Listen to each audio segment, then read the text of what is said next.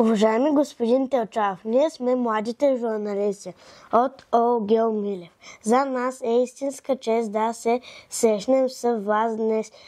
Избрахме да разговаряме именно с вас, защото искаме да научим повече за работата на Общинския съвет и как се взимат важни решения за нашата община. Благодарим ви, че отделихте от ценното си време, за да отговорите на нашите въпроси. Как изглежда един обикновен работен ден за председателя на Общинския съвет?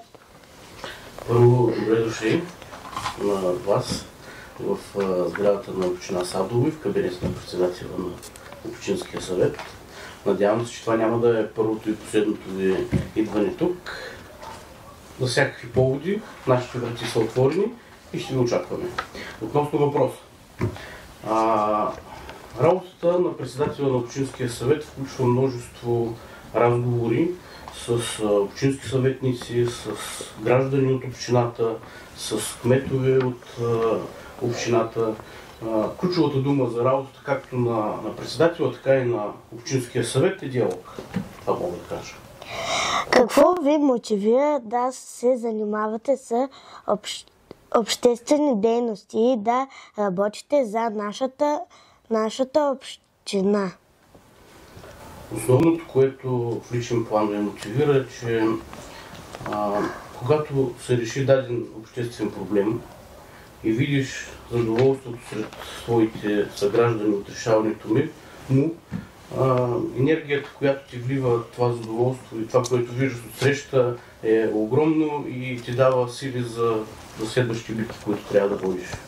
Кое е най-трудното решение, което сте взимали за председател на Общинския съвет? Като председател? Да. Мога да кажа, че всички решения са трудни, особено такива, които са по-важни, определящи в дългосрочен и в средносрочен план бъдещето на общината. Какви интересни срещи сте имали с други важни личности във вашата работа? Как да ви кажа, в този кабинет са идвали много хора.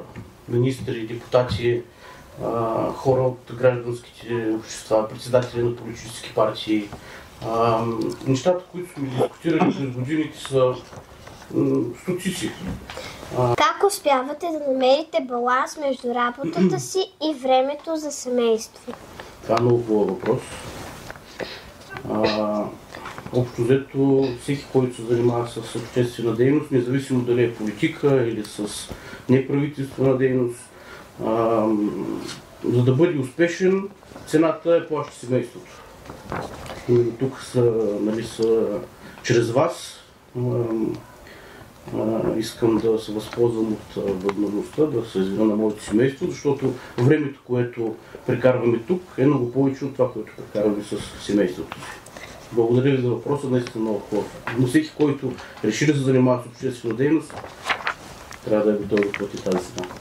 Какви нови проекти подготвяте за децата в нашия град? Аз съм малко суеверен и смятам, че е лошо по личба предварително да се съобщават всички неща, които сме тръгнали да подготвяме, но понеже вие сте част от училището в Садово, от основно училище ООО Милев, това, което работим в момента за вас, е изграждането на един салон, където да може да упражнявате вашия предмет физически възпитание.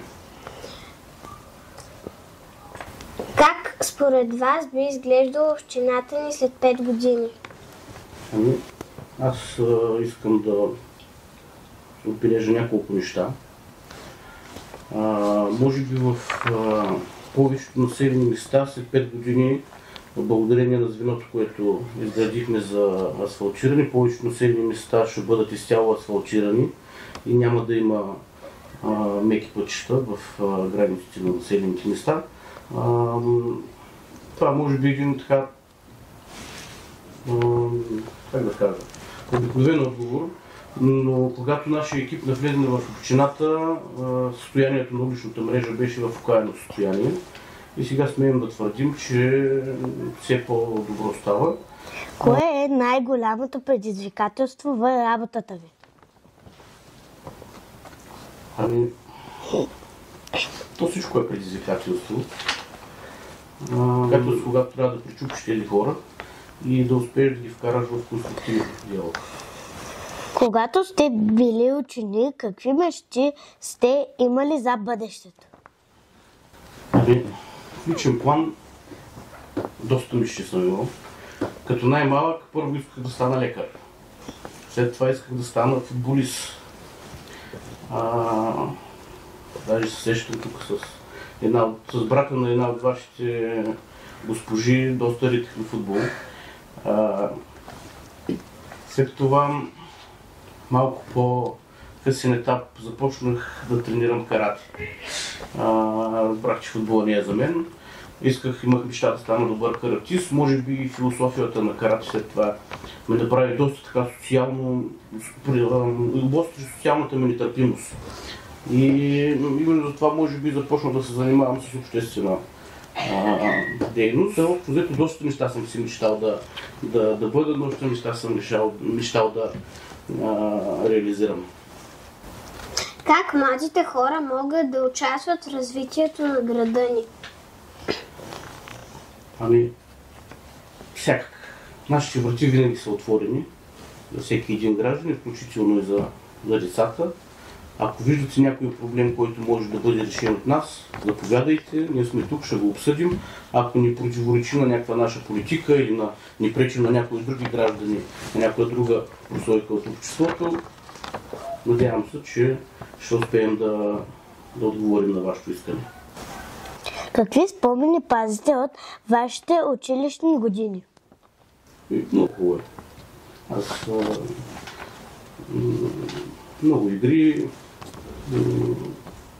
добри приятелства, които са запазени през всички тези години.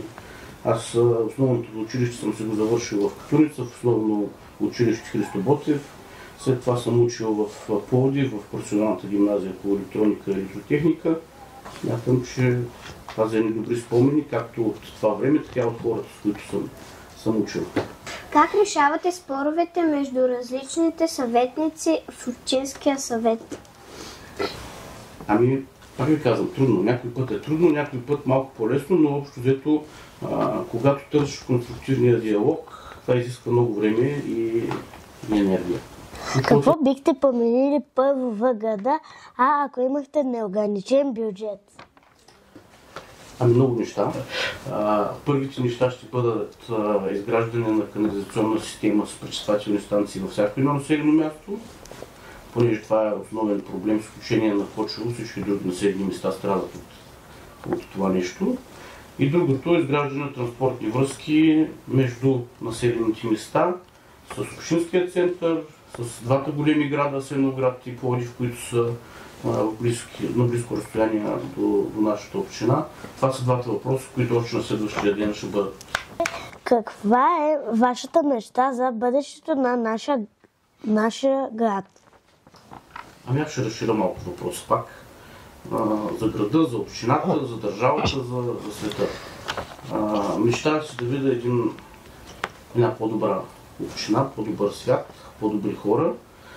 Хора, които имат равен достъп до здравеопазване, до образование. Господин Телчаров, от името на целия клуб млад журналисти и нашите съученици искаме да ви благодарим за това вълнуващо и поучително интервю. Научихме много за работата на Общинския съвет и за това колко важни решения взимате всеки ден. Благодарим ви за търпението и отделеното време. Пожелавам ви много успехи в работата и се надяваме пак да се срещнем. Аз също ви благодаря. Надявам се също да се срещнем съвсем скоро, да ни посещавате по-често. И една молба към вас. Ако успеем да реализираме физкултурния ви салон, предлагам да направим една футболна среща, общински съветници с ученици. Да. Съгласни? Да. Хайде.